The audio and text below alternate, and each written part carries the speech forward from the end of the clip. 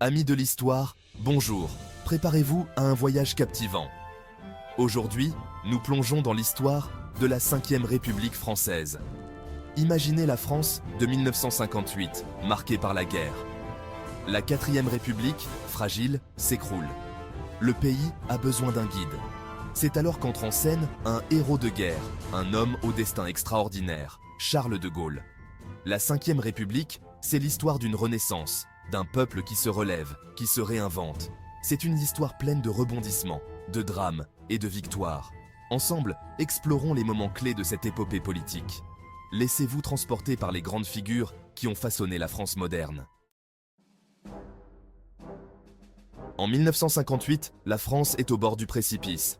La guerre d'Algérie fait rage. L'instabilité politique règne. Charles de Gaulle, appelé au pouvoir, incarne l'espoir. Il instaure la 5e République, un régime présidentiel fort. Son objectif ? Restaurer la grandeur de la France. De Gaulle, c'est une présence, une voix, une vision. Il négocie l'indépendance de l'Algérie, un moment douloureux mais inévitable. Il dote la France de l'arme nucléaire.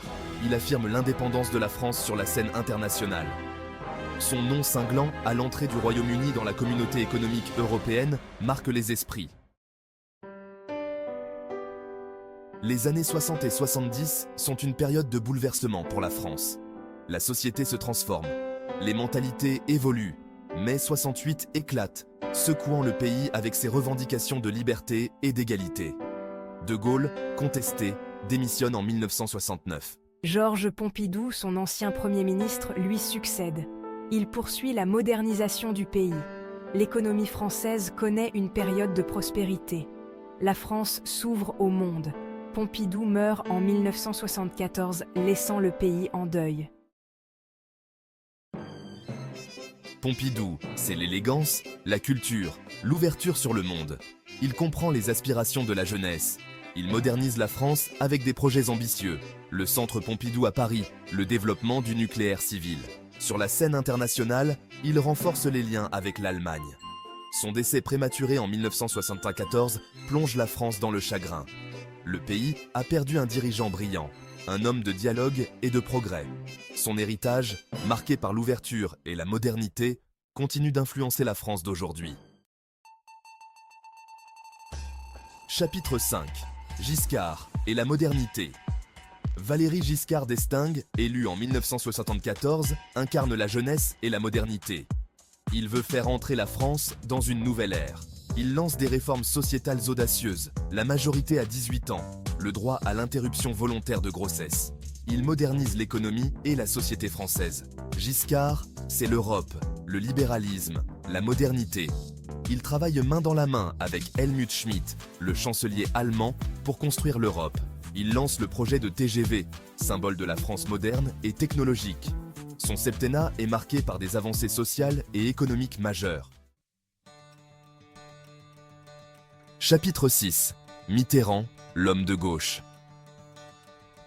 En 1981, François Mitterrand réalise l'alternance. Pour la première fois, un président socialiste s'installe à l'Élysée. C'est un tournant historique pour la France. Mitterrand lance des réformes sociales ambitieuses. La retraite à 60 ans, la 5e semaine de congés payés, l'abolition de la peine de mort. Mitterrand, c'est la gauche au pouvoir, l'Europe unie, la fin de la guerre froide. Il nationalise les banques et certaines industries. Il renforce le rôle social de l'État. Il œuvre pour la construction européenne, aux côtés d'Helmut Kohl. Son long règne de 14 ans transforme en profondeur la société française. Chapitre 7. Chirac et l'Europe.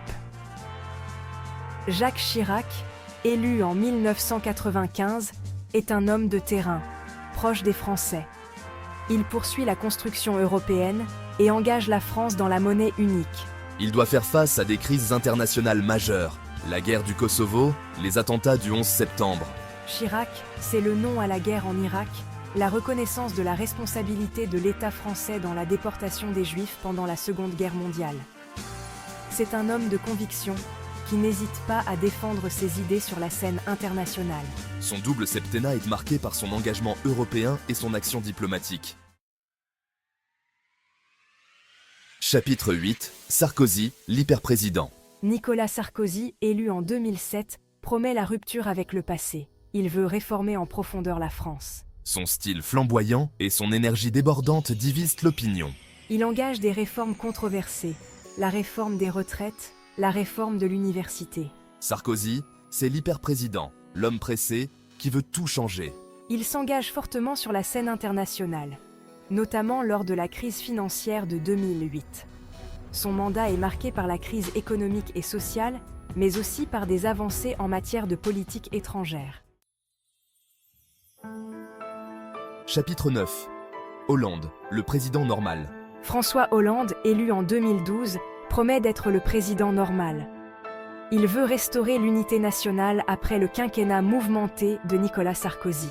Il légalise le mariage pour tous, une réforme sociétale majeure.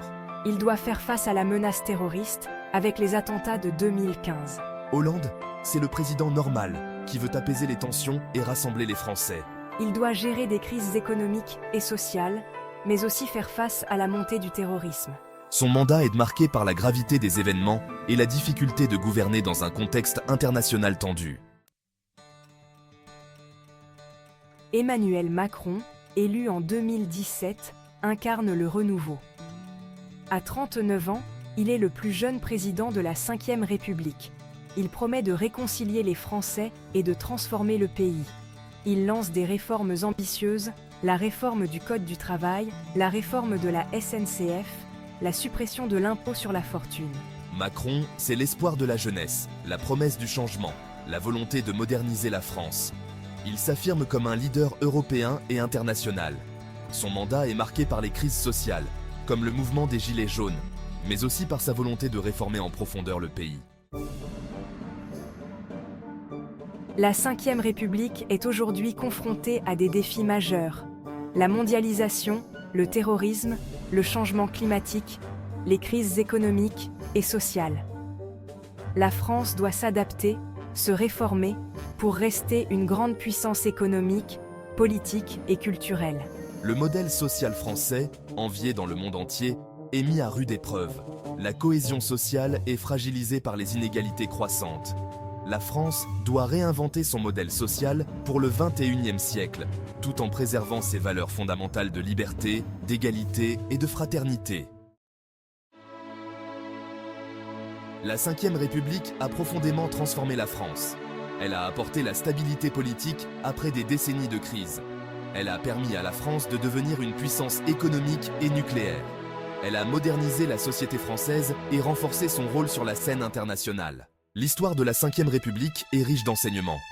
Elle nous rappelle l'importance de l'engagement politique, le courage des dirigeants, la capacité d'un peuple à se relever face à l'adversité. C'est une histoire qui continue de s'écrire, chaque jour, avec ses défis, ses espoirs, ses contradictions. L'histoire de la Ve République vous passionne. Découvrez des livres, des documentaires, des expositions qui vous permettront d'approfondir vos connaissances sur cette période charnière de l'histoire de France. Allez à la rencontre d'historiens, de témoins, d'acteurs de la vie politique française. L'histoire, c'est vivant. C'est un dialogue permanent entre le passé, le présent et l'avenir. Alors, n'hésitez plus, plongez-vous dans l'histoire de la Ve République et laissez-vous surprendre par ses rebondissements, ses personnages hors du commun et ses leçons pour l'avenir.